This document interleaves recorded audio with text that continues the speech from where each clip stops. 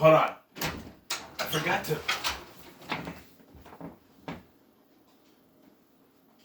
Whatever. Pause. Pause. Sorry, I had a video on going on YouTube. All right.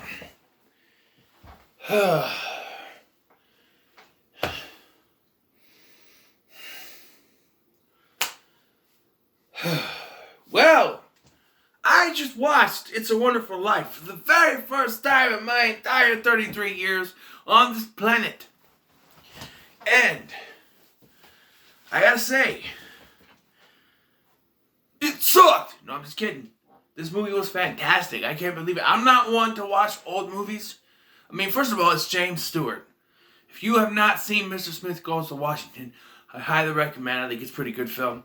And, you know, James Stewart is a great actor anyway. But this movie... First of all, need my eggnog.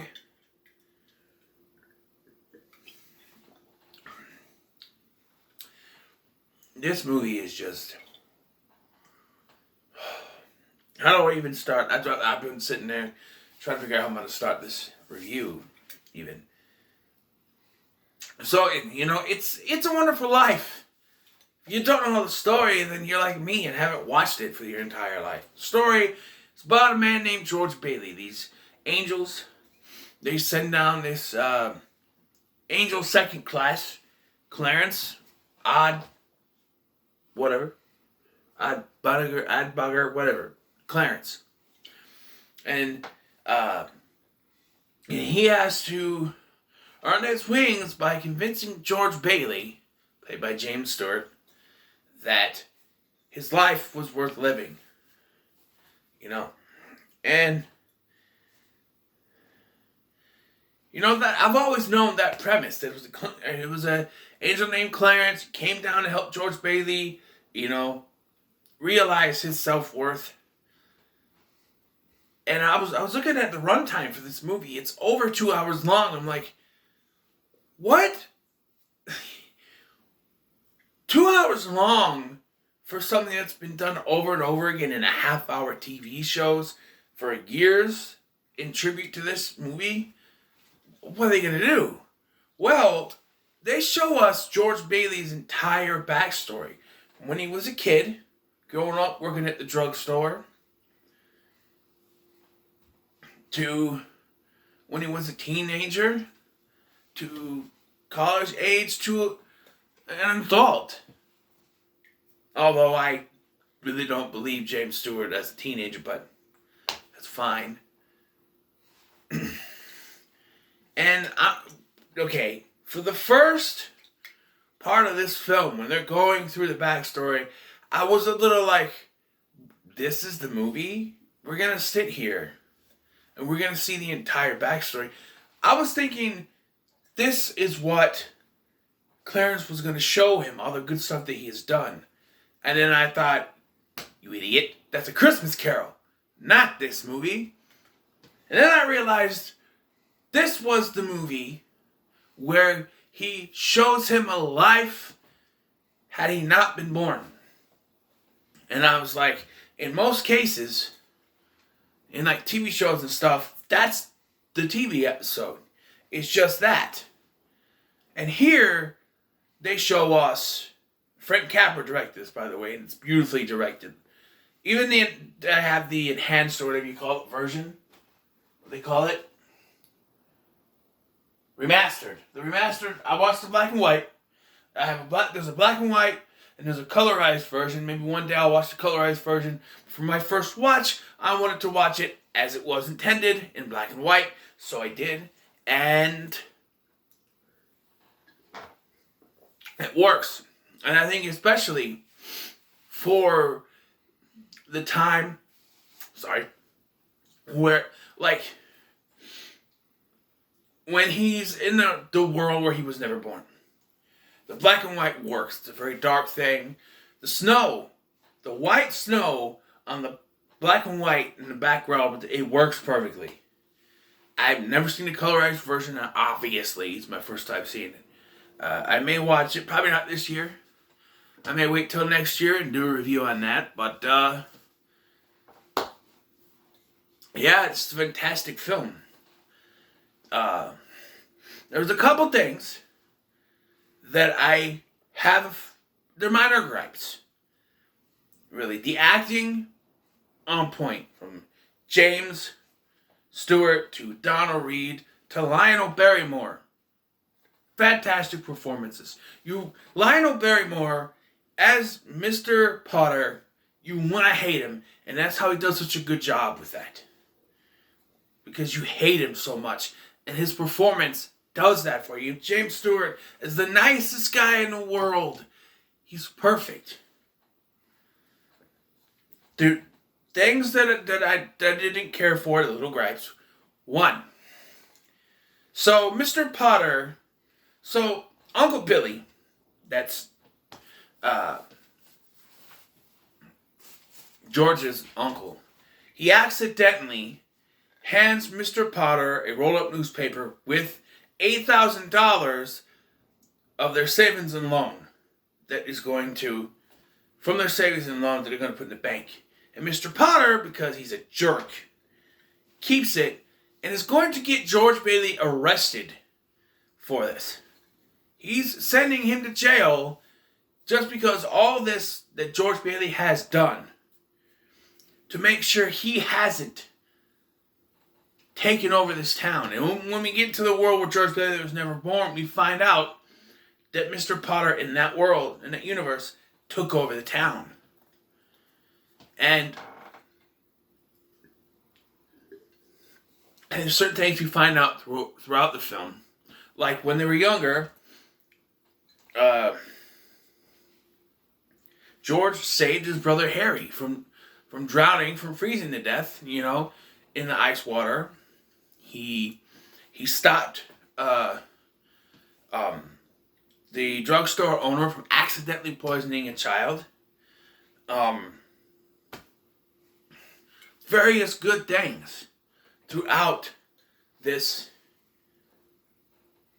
this movie.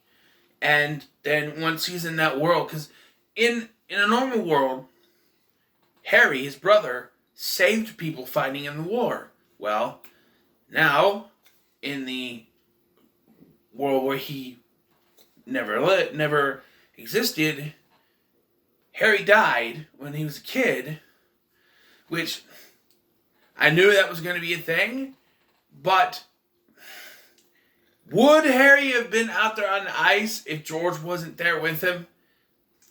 That's one of the little things. Like, yes, they show that specifically so that when he was in the other world, they show, which would say, oh, he died in the ice, but would he have gone there if George didn't? I'm just saying. But, and then those people that he saved died. The only thing that really got me was that his wife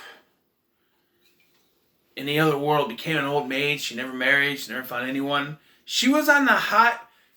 If anything, they should have said that she married that Sam guy and ventured the world. That would have made sense. But she's an old maid? Why? I know when she was a kid, she said that she confessed her love to him in his ear, which he could not hear out of. I feel your pain, pal. But that she's an old maid? Who names their kid Zuzu, by the way? That's one of his kids' names. Yeah, Clarence is set down. And so, speaking of Clarence, one of the greatest characters in this film, by the way. But, there's one thing. So, we are shown that Clarence is watching everything unfold from the beginning of this film till he shows up to talk to George Bailey and stop him from committing suicide. And I know what you're going to say. It doesn't matter in the end because of what happens in the end. Yes, I know.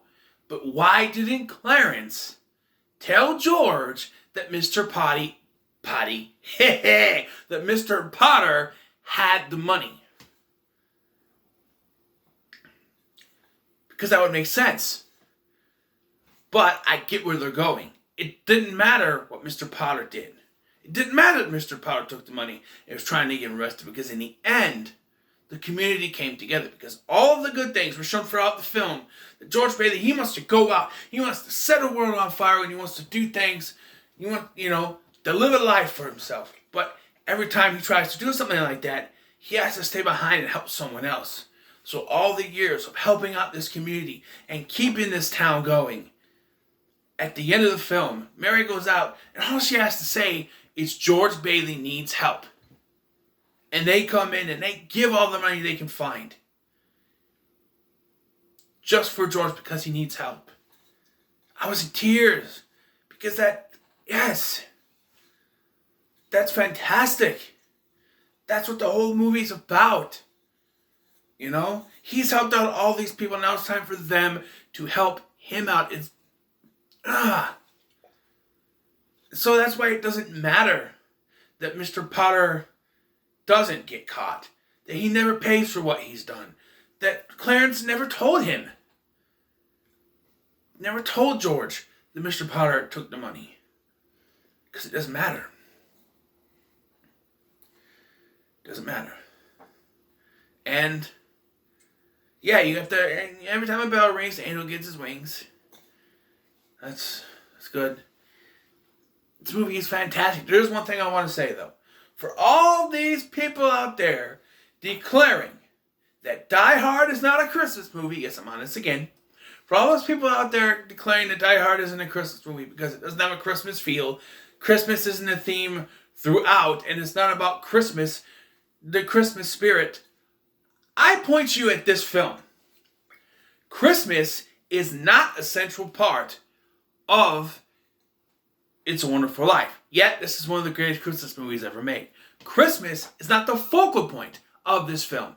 Yet, it's one of the greatest Christmas films ever made. Christmas does not play any huge part in this film whatsoever. And it's not the central story around what brings this whole film together.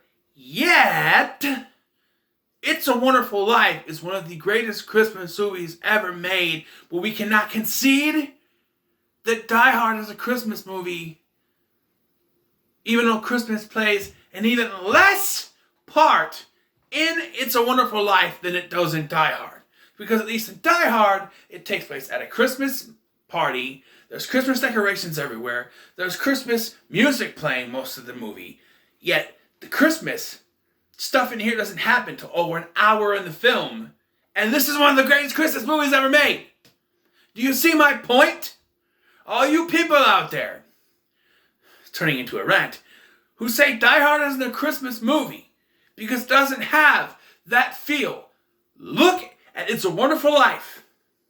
Because most of this film has absolutely nothing to do with Christmas. And yet, it's one of the greatest Christmas movies ever made, I say again. So I'm just saying, shut up. Die Hard is a Christmas movie. If this can be a Christmas movie, then so can Die Hard.